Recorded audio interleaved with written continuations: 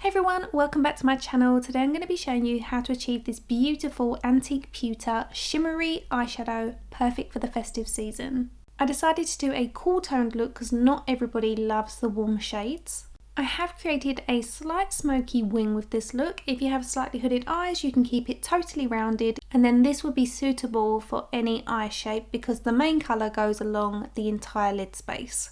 I'm adding some bronzer into the socket. This is the Endless Summer Bronzer by Bare Minerals in the shade Faux Tan, which is the slightly cooler shade. This look is relatively easy to replicate, and I wanted to keep the steps pretty simple and use minimal amount of products. So the bronzer, which you can use over your face, is great to work through the socket. As you can see, I'm using a fluffy blending brush in circular motions just to buff this through the socket. Over the mobile lid, I'm going to be taking this Lisa Eldridge Liquid Lurex eyeshadow in Anais. This is so beautiful. It is described as an antique pewter with a sage green undertone. This is the perfect colour if you want something that's still cool toned but almost gives a kind of bronzy finish. So it is almost neutral on the skin, so you can kind of wear it with pretty much anything.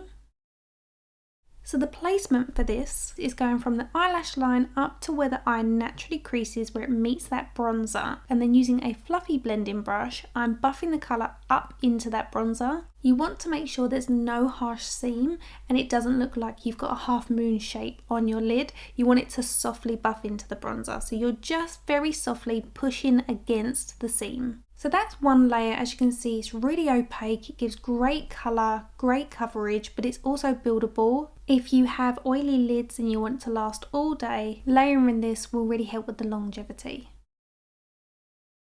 I also find when you're working with kind of metallic based liquid or cream eyeshadows, if you buff them, you get more of a metallic finish. If you've ever laid down a shimmer onto a nail, and I don't know if many of you would have done this when you're painting your nails, but if you want that kind of real metallic finish, if you burnish it, which means to rub over it quite vigorously, it will almost kind of like flip those little pigments to lay completely flat, which bounces the light back and it looks more uniformed as a metallic finish.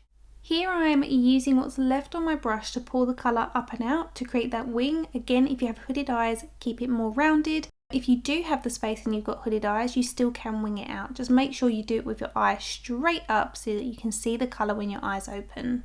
This step is completely optional. I wanted it to look quite smoky, so I'm going in with the Bobbi Brown Long Wear Gel Eyeliner in the shade Sepia Ink, which is a nice brown. It has no reflective finish to it. If you've got quite small eyes, you might want to skip this step or apply a cream flesh toned eye pencil in this area to make it look bigger. I prefer using a gel over a pencil personally because I just feel like they last a lot longer. They've got much more durability. If you have quite watery eyes, then you can use a product called Duraline by Inglot. I've used it here on the channel before. It's a mixing medium that waterproofs your eyeliner or your eyeshadow, which you can make into an eyeliner. It's a great product to use if you suffer with quite sensitive eyes. Next I'm going into this NARS eyeshadow in the shade Mekong. This is a deep brown with a neutral to cool undertone, so it's perfect to match the coolness of the antique pewter that we've got on the eyelid. This is the shade I'm going to use to create that smoky wing. Again, if you have hooded eyes, you can keep this on the outer half of the rounded shape that you've created. I'm taking an angled brush, and as you can see, I've created a wing in line with my lower eyelash line, and all I'm doing is placing it on the outer edge and then pulling the brush back on itself down towards the eyelash line, and this is the simplest way of creating a really nice diffused wing. How much you pull it out by is again completely up to you. I have got the eye shape where I can afford to take it out quite far, so I will slowly build it up. Each time I go out slightly higher, I'm going to make sure that it's softer and a little bit lighter. As I come down towards the eyelash line, I'm going to start making that slightly deeper in tone. You'll see I'm keeping my brush on that angle and just pulling it inwards, so it creates that soft gradient. You can also just take a small angled brush and softly run it along the edging of your eyeshadow to sharpen it. It'll also extend the eyeshadow to create an even sharper wing. Here I'm taking a small amount of the bronzer on my blending brush and softly running that over the wing where it meets the socket. And then on this side, I'm just repeating the process of deepening the outer wing to match the other eye.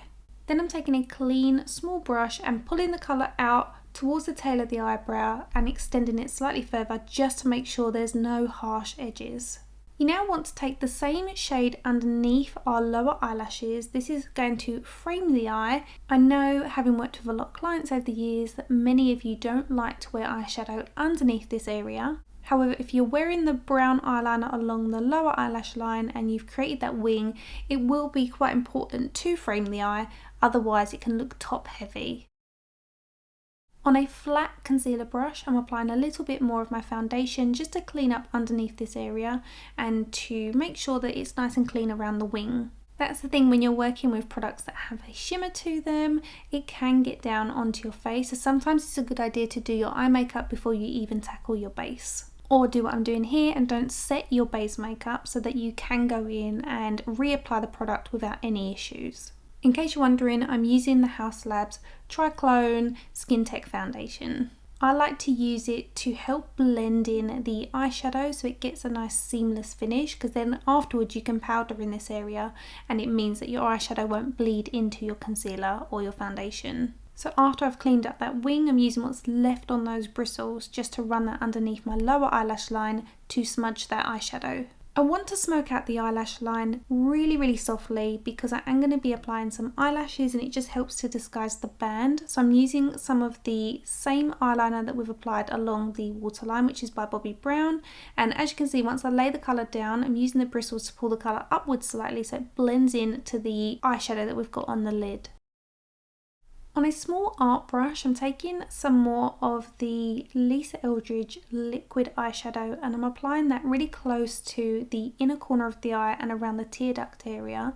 Then I'm cleaning the bristles off before dipping it into the brown eyeshadow by NARS, and I'm using this to create a shadow underneath that liquid eyeshadow, and it just creates this really beautiful finish to the eyes.